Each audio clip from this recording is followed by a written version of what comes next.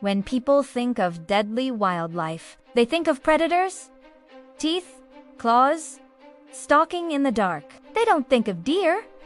But elk are not deer.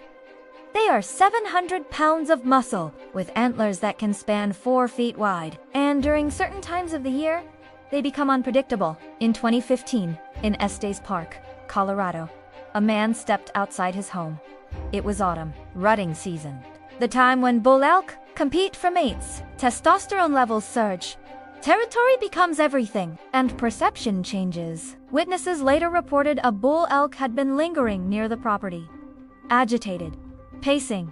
The man moved toward it, possibly to guide it away. What happened next was fast. The elk charged. One impact knocked him to the ground. Then came the trampling. Antlers striking downward. Hooves crushing ribs by the time emergency services arrived. He was critically injured. He later died in hospital. It was one of several fatal elk attacks recorded in the United States in the past decade. Elk are not predators. They do not hunt humans, but during rut, they do not behave normally. Bull elk fight each other with violent force. They slam antlers together. They shove, they gore. And they do not hesitate. To them, anything entering their space during that time can be interpreted as a rival or a threat, including a person. In 2019, another fatal elk encounter occurred in Oregon. A man reportedly approached a bull elk during mating season. It charged without warning. Witnesses described the attack as sudden and relentless. Elk can run up to 40 miles per hour. Their hooves are sharp. Their body weight can exceed 800 pounds. When an elk tramples, it is not delicate. It drives downward with full force. Chest, neck, head. Once someone is on the ground, survival odds drop dramatically. What makes elk attacks so shocking isn't frequency. Fatal elk attacks are extremely rare, but they feel wrong because elk are herbivores. We associate herbivores with harmlessness, but herbivores often fight harder than predators because they defend.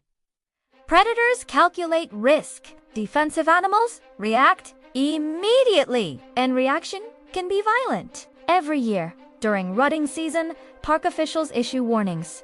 Stay back at least 75 feet. Do not approach for photographs.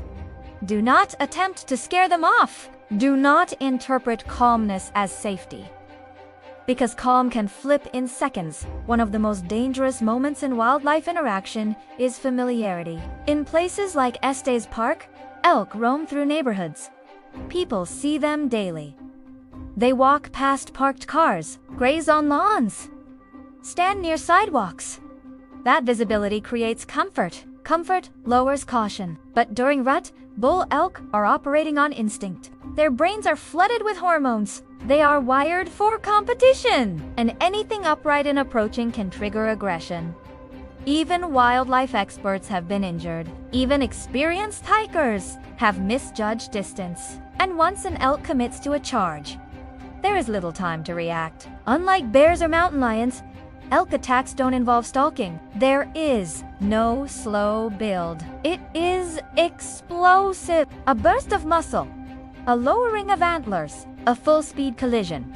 And if someone falls, the elk may continue striking. Because in the wild, when one animal goes down, the fight isn't always over. There are also documented cases of cow elk females attacking hikers during calving season. Mother elk can become highly defensive. If a person unknowingly walks between a cow and her calf, the reaction can be immediate. Knockdown, trampling, repeated strikes, again, not predation. Protection. But protection can kill. What makes elk uniquely dangerous is size combined with perception. They look majestic, almost gentle. Tourists pose beside them for photos. Some try to get closer for social media, but an elk's front hoof can fracture a skull. Its antlers can puncture organs, and its weight can collapse lungs. There is no malice in it, only instinct. Most fatal wildlife cases follow patterns: encroachment, seasonal behavior, misreading warning signs. With elk, warning signs are subtle: head lowering, ears pinned back, snorting, pawing the ground. Moments before impact? And by the time most people recognize the threat, it's already charging. Statistically, elk kill far fewer people than vehicles, drowning, or even lightning. But that doesn't reduce the shock. Because when something we label as peaceful turns violent, it disrupts our mental categories. It reminds us that danger isn't limited to predators. It lives in territory, in hormones, in instinct.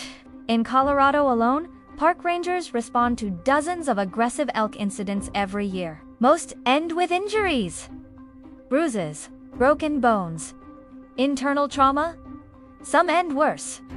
The common thread: distance ignored, warning signs dismissed, the assumption that herbivore means harmless. The elk that charged in Estes Park wasn't hunting. It wasn't enraged. It was defending what it perceived as space. And once a human crosses that invisible boundary, the outcome can be catastrophic. Wildlife doesn't recognize property lines. It doesn't recognize sidewalks. It recognizes threat, movement, posture, season, and in rutting season, everything becomes competition. The tragedy in these cases is not villainy, it's miscalculation. Humans underestimate, elk overreact. Instinct wins. And the result becomes another headline that shocks people who never imagined a deer-like animal could kill. But elk are not deer. They are one of the largest land mammals in North America. Powerful, fast, unpredictable at certain times of year, and completely wild. Which case shocked you most? Let me know below. And subscribe for more real stories where the wild doesn't behave the way we expect.